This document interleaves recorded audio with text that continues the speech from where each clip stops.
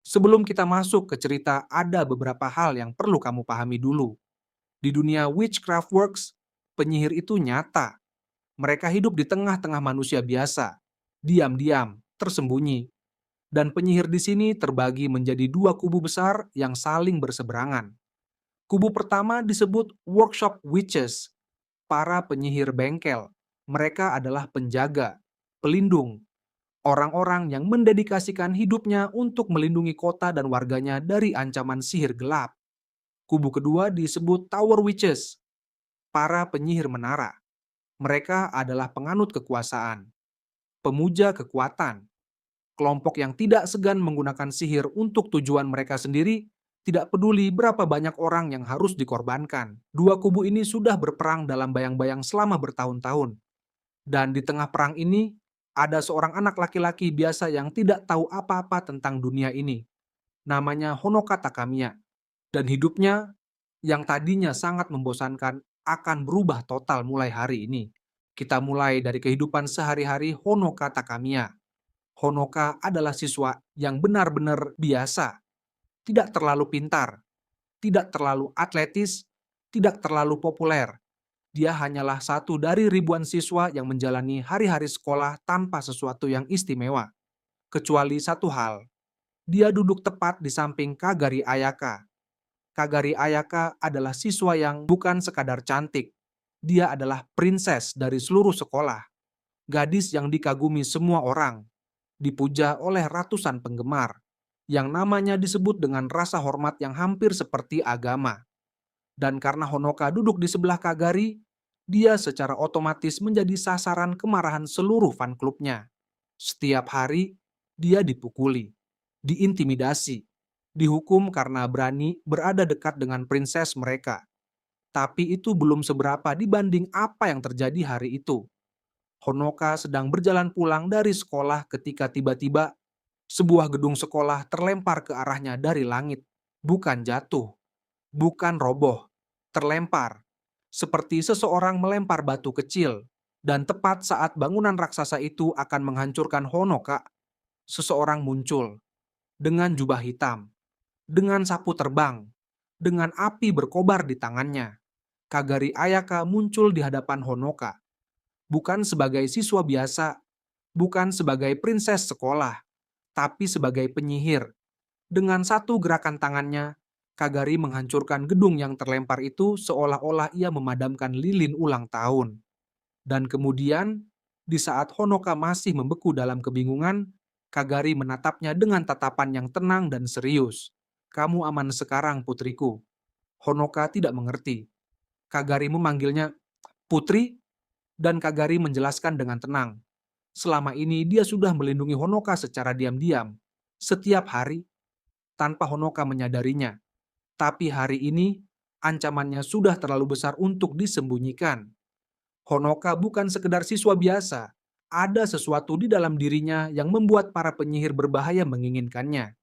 Dan Kagari, penyihir api terkuat di kotanya, adalah satu-satunya yang berdiri antara Honoka dan bahaya itu. Malam itu, Honoka kembali ke rumah dengan kepala penuh pertanyaan. Penyihir, pelindung, putri, tapi satu hal yang tidak bisa dia sangkal. Kagari Ayaka, gadis yang bahkan belum pernah berbicara dengannya sebelumnya, ternyata sudah mengenalnya jauh lebih lama dari yang dia kira. Dan ini baru permulaan. Episode 2 memperkenalkan kita pada kelompok yang akan menjadi salah satu sumber masalah terbesar di series ini, dan juga sumber komedi terbesar. Setelah insiden gedung melayang itu, Kagari secara resmi mulai melindungi Honoka secara terbuka. Yang artinya, kemanapun Honoka pergi, Kagari ikut, berjalan ke sekolah bersama, duduk bersama, pulang bersama. Dan ini tentu saja membuat seluruh fan klub Kagari tidak senang. Tapi masalah yang lebih besar datang bukan dari fan klub. Masalah datang dari sekelompok penyihir baru yang tiba-tiba muncul di sekolah. Mereka memperkenalkan diri sebagai KMM Gang, dipimpin oleh gadis kecil berambut pigtail bernama Tanpopo Kuraishi. Tanpopo adalah Tower Witch, penyihir dari kubu musuh. Kekuatannya, dia bisa menciptakan pasukan kelinci-kelinci mekanik dari kertas yang bisa berubah menjadi prajurit berbaju besi yang mematikan. Ya, kelinci mekanik. Kedengarannya lucu, dan memang sebagian besar saat Tan Popo muncul, dia terlihat konyol. Tapi jangan meremehkan dia. Di balik tingkah lakunya yang komikal, Tan Popo punya misi yang sangat serius, mencuri sesuatu yang putih dari dalam diri Honoka. Sesuatu yang putih itu apa sebenarnya? Tan Popo sendiri tidak tahu persis. Yang dia tahu, sesuatu yang sangat berharga tersimpan di dalam tubuh Honoka Takamiya, dan dia diperintahkan untuk mendapatkannya. Serangan pertama KMM Gang terhadap Honoka berlangsung di tengah kota. Pasukan kelinci mekanik menyerbu dari segala arah, tapi Kagari sudah ada di sana. Dengan sihir api yang berkobar di tangannya, Kagari menghancurkan seluruh pasukan kelinci itu dalam hitungan detik. Kelinci-kelinci mekanik terbakar, Tan Popo terpental, KMM Gang kocar-kacir, dan Honoka yang berdiri di tengah semua kekacauan itu hanya bisa menatap Kagari dengan rasa kagum yang semakin dalam. Gadis ini bukan hanya cantik dan populer, dia benar-benar kuat dengan cara yang sulit diungkapkan kata-kata. Tapi ada pertanyaan yang terus menghantui Honoka. Kenapa? Kenapa Kagari melindunginya? Kenapa dia begitu peduli dengan anak laki-laki biasa sepertinya? Dan Kagari, dengan ekspresi wajah yang seperti biasa, tenang dan tidak terbaca, hanya menjawab satu kalimat. Karena melindungimu adalah misi hidupku. Honoka tidak tahu harus merespons apa. Tapi satu hal yang pasti, hidupnya tidak akan pernah sama lagi. Episode 3 adalah episode di mana kita mulai mendapat jawaban. Jawaban tentang pertanyaan terbesar sejak episode 1. Apa sebenarnya sesuatu yang putih di dalam diri Honoka? Setelah serangan KMM Gang yang pertama, Kagari membawa Honoka ke tempat yang disebut Babel, sebuah gedung tinggi milik workshop witches yang berdiri di kota ini sebagai pusat operasi mereka. Di sini Honoka bertemu dengan Kazane Kagari, ibu Ayaka, sekaligus ketua workshop witches di kota ini. Kazane adalah wanita yang terlihat lebih muda dari umurnya, dengan senyum yang selalu ada di wajahnya. Senyum yang entah kenapa terasa lebih menakutkan daripada ekspresi marah siapapun. Kazane menjelaskan situasinya kepada Honoka dengan santai, seolah-olah dia sedang berbicara tentang cuaca. Di dalam diri Honoka tersimpan 5 segel yang mengandung kekuatan luar biasa. Kekuatan itu bukan milik Honoka, melainkan milik entitas kuno yang disebut Evermillion, sang putri putih. Evermillion adalah penyihir api kuno yang kekuatannya melampaui hampir semua penyihir yang ada. Dia tersegel di dalam tubuh Honoka sejak Honoka masih kecil. Tersegel oleh Kazane sendiri untuk melindungi semua orang dari kekuatan Evermillion yang tak terkendali. Dan inilah masalahnya. Segel-segel itu tidak permanen. Mereka bisa rusak. Mereka bisa dihancurkan. Dan jika semua segel itu rusak, Evermillion akan bebas. Dan konsekuensinya bisa sangat mengerikan. Itulah yang diinginkan Tower Witches. Mereka ingin merusak segel-segel itu dan mengambil kekuatan Evermillion. Dan tugas Kagari yang sudah dijalankannya diam-diam selama bertahun-tahun adalah memastikan itu tidak pernah terjadi. Honoka mendengarkan semua penjelasan ini dengan wajah yang semakin kebingungan. Evermillion, segel, kekuatan kuno, dia hanyalah anak SMA biasa. Tapi Kazan hanya tersenyum khasnya. Dan Kagari menatap Honoka dengan tatapan yang tidak berubah dari tadi. Tenang, tulus, dan penuh dengan tekad yang tidak perlu disuarakan. Aku tidak akan membiarkan siapapun mengambilnya darimu, kata Kagari. Dan untuk pertama kalinya Honoka merasakan sesuatu yang berbeda saat melihat gadis yang selama ini duduk di sebelahnya tanpa pernah diajak bicara. Sesuatu yang hangat, sesuatu yang asing, sesuatu yang dia belum siap namakan. Episode 4 membawa perubahan besar dalam kehidupan sehari-hari Honoka. Akibat dari pertarungan melawan Medusa, salah satu Tower Witch berbahaya, rumah keluarga Kagari hancur total. Dan karena Kagari tidak bisa jauh dari Honoka dalam tugasnya sebagai pelindung, solusinya sangat sederhana. Kagari pindah ke rumah Honoka. Tentu saja ini tidak semulus kedengarannya. Ada 2 masalah utama. Masalah pertama, Kasumi Takamiya, adik perempuan Honoka. Kasumi adalah adik yang sangat protektif terhadap kakaknya, dan kehadiran Kagari di rumah mereka tidak disambut dengan baik. Siapa yang mengizinkan penyihir itu masuk ke rumah kita adalah kira-kira rangkuman dari pendapat Kasumi tentang situasi ini. Kasumi tidak percaya pada Kagari, tidak suka dengan cara Kagari selalu berada dekat Honoka, dan dia tidak akan berhenti mengungkapkan ketidaksukaannya itu dengan cara yang sangat ekspresif. Masalah kedua jauh lebih mengejutkan. Ternyata Ibu Takamiya sudah mengenal Kazane Kagari sejak lama. Lebih dari itu, Honoka dan Kagari ternyata sudah dijodohkan sejak mereka masih kecil.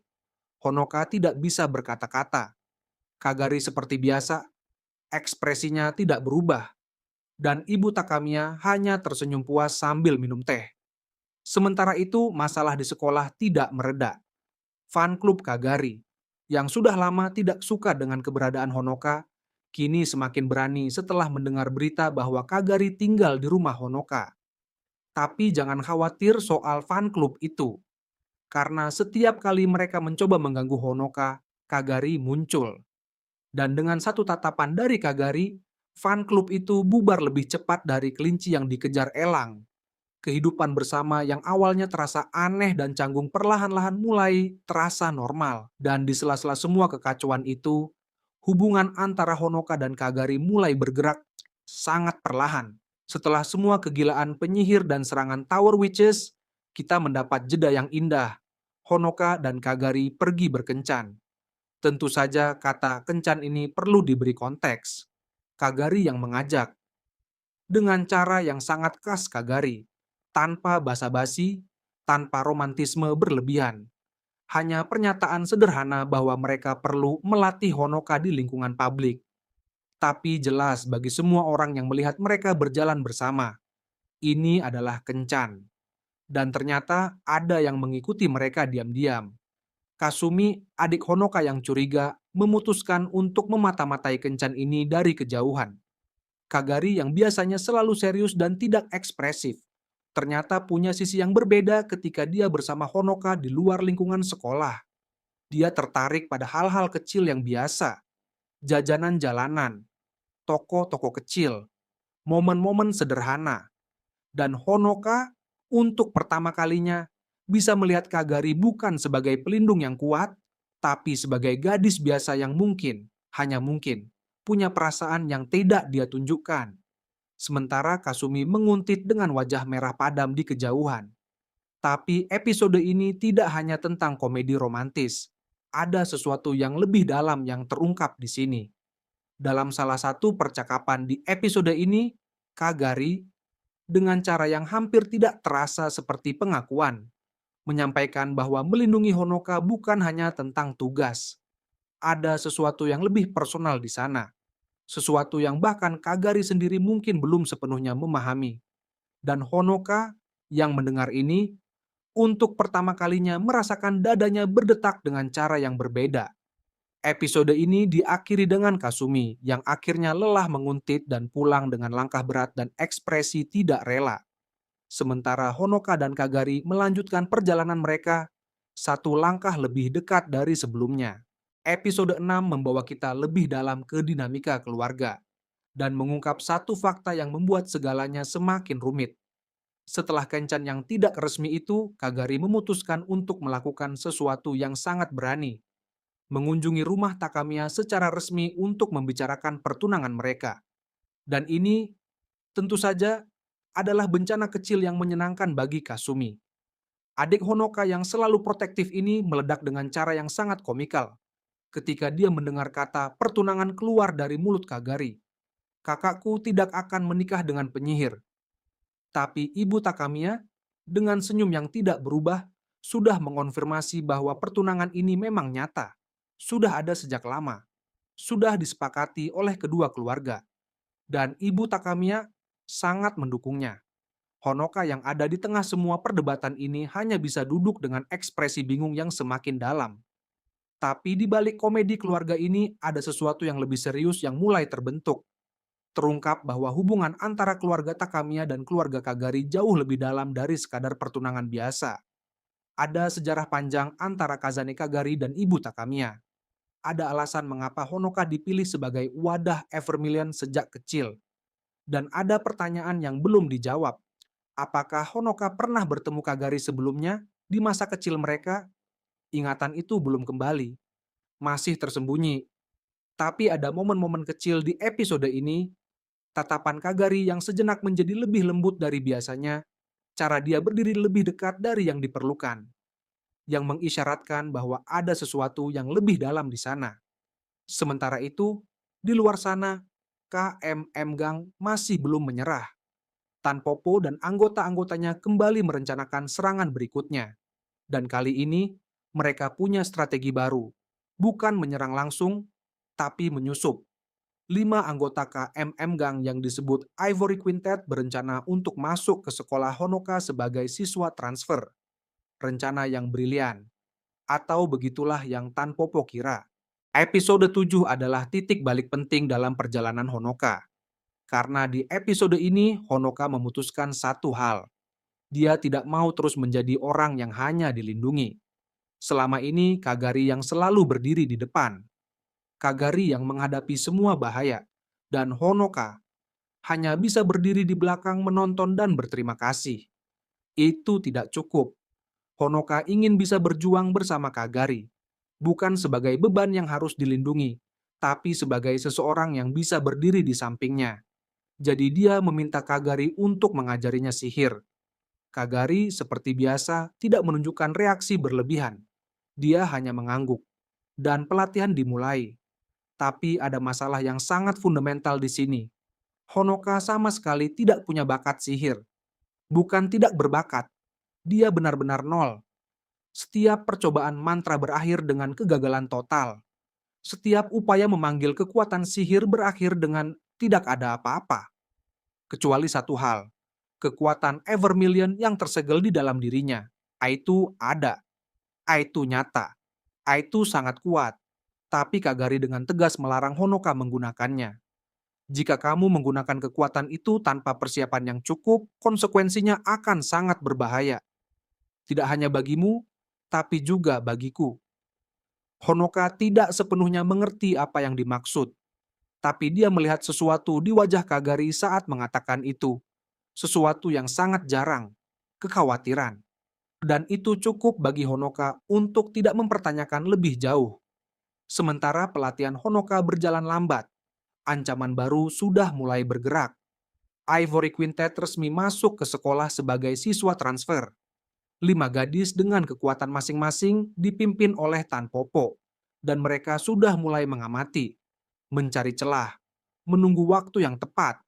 Tapi ada yang tidak mereka perhitungkan. Kagari sudah tahu mereka ada di sana sejak hari pertama. Dan Kagari yang tahu musuhnya ada di dekat adalah Kagari yang semakin waspada. Episode 8 memperkenalkan kita pada 2 karakter yang memperkaya cerita ini. Yang pertama, Huzuki Kanae, ketua fan klub Kagari di sekolah.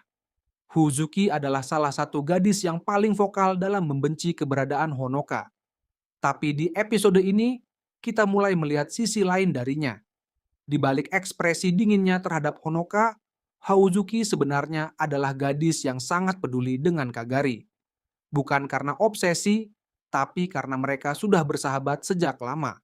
Dan ketika Huzuki melihat bahwa Kagari terlihat lebih hidup, lebih ekspresif, lebih hangat sejak hubungannya dengan Honoka menjadi lebih terbuka, reaksi Huzuki adalah sesuatu yang tidak ada yang duga. Dia mulai mempertanyakan perasaannya sendiri terhadap situasi ini. Yang kedua, Hyo Touko, teman masa kecil Kagari yang bekerja paruh waktu di sebuah kafe. Touko adalah karakter yang kontras dengan Kagari, hangat, mudah senyum, dan ekspresif. Tapi di balik kehangatan itu, Touko juga menyimpan pengetahuan tentang masa lalu yang bahkan Kagari sendiri belum sepenuhnya ingat. Episode ini berjalan dengan pace yang lebih lambat dari episode-episode sebelumnya, tentang bagaimana orang-orang di sekitar Honoka dan Kagari mulai beradaptasi dengan realita baru, bahwa Honoka, yang tadinya tidak ada yang anggap, ternyata adalah figur yang sangat penting. Tidak hanya bagi Kagari, tapi mungkin juga bagi keseimbangan kota ini. Sementara itu, Ivory Quintet masih mengamati, dan KMM Gang di luar sana masih berencana. Tapi ada satu nama yang mulai muncul dalam percakapan para Tower Witches. Bisikan yang diucapkan dengan campuran rasa hormat dan ketakutan. Weekend. Siapakah Weekend? Kita belum tahu banyak. Tapi jelas dari reaksi Kazan ketika nama itu disebut, ini bukan musuh biasa. Episode 9 adalah episode di mana segalanya berubah. Ini adalah episode yang oleh banyak penggemar disebut sebagai WAM episode dari season ini. Episode di mana kartu-kartu tersembunyi mulai diperlihatkan. Dan semua yang kita kira kita tahu tentang situasi ini ternyata jauh lebih kompleks dari yang terlihat. Dimulai dengan sebuah konfrontasi di markas workshop Witches. Weekend akhirnya muncul. Bukan dengan cara yang dramatis atau dengan banjir serangan. Weekend muncul dengan tenang, dengan senyum, dengan cara bicara yang sangat terkontrol. Dan inilah yang membuatnya lebih menakutkan dari semua musuh yang sudah kita lihat sejauh ini. Weekend adalah pemimpin dari gerakan Tower Witches yang sesungguhnya. Bukan Tan Popo, bukan Ivory Quintet, mereka semua hanyalah bidak dalam permainan Weekend yang jauh lebih besar. Weekend mengungkapkan sesuatu yang mengejutkan kepada Kazan. Selama ini dia menggunakan Chronoer dan Medusa sebagai umpan. Umpan untuk menemukan di mana Evermillion berada. Dan sekarang Weekend sudah tahu.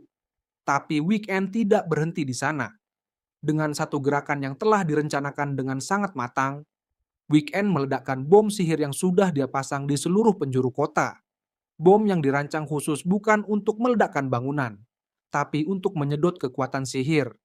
Dan Kazane, sebagai ketua workshop witches yang bertanggung jawab atas keselamatan kota, terpaksa menggunakan seluruh kekuatannya untuk menghentikan ledakan itu agar tidak menghancurkan seluruh populasi kota. Akibatnya, Kazan menghabiskan semua kekuatan sihirnya. Ketua workshop witches yang paling kuat di kota ini tiba-tiba tidak punya sihir sama sekali. Dan barrier pelindung yang mengelilingi kota, yang selama ini melindungi warga dari ancaman sihir, runtuh. Weekend tersenyum. Rencana pertamanya berhasil sempurna. Sekarang dia tinggal perlu menemukan Honoka Takamiya. Dan di episode ini, kita juga mendapat petunjuk lebih dalam tentang mengapa hubungan antara Honoka dan Kagari begitu istimewa. Begitu berbeda dari hubungan antara pelindung dan yang dilindungi biasanya. Ada kenangan, ada masa lalu yang terhapus, ada ikatan yang terbentuk jauh sebelum mereka duduk berdampingan di kelas. Dan perlahan-lahan potongan-potongan puzzle itu mulai terkumpul. Dengan barrier kota yang runtuh dan Kazane yang kehabisan kekuatan, Workshop Witches berada dalam situasi yang paling kritis sejak awal cerita. Dan Weekend tidak membuang waktu. Dia langsung bergerak untuk menemukan Honoka. Workshop Witches mencoba menyembunyikan Honoka, memindahkannya dari satu lokasi ke lokasi lain, membangun penyamaran, membuat decoy. Tapi Weekend bukan pemimpin Tower Witches tanpa alasan. Dia membaca setiap langkah mereka seperti membaca buku terbuka. Di saat yang sama, Medusa, salah satu Tower Witch paling berbahaya, kembali bergerak. Medusa adalah Tower Witch dengan kekuatan yang sangat spesifik. Dia bisa memetrifikasi musuhnya menjadi batu, hanya dengan tatapan matanya. Di pertarungan sebelumnya, Kagari berhasil mengalahkan Medusa. Tapi itu dengan kondisi Kagari yang sepenuhnya siap. Kali ini, kondisinya berbeda. Kagari sudah melindungi Honoka dari serangan demi serangan. Kekuatannya mulai terkuras. Dan saat Medusa menyerang di momen yang paling tidak tepat, Kagari tidak bisa menghindar sepenuhnya. Bagian dari tubuh Kagari mulai membatu. Dan ini bukan hanya ancaman bagi Kagari, karena ada sesuatu yang sangat penting yang Honoka baru sadari di episode ini. Setiap cedera fisik yang diterima Honoka ya akan ditransfer ke tubuh Kagari.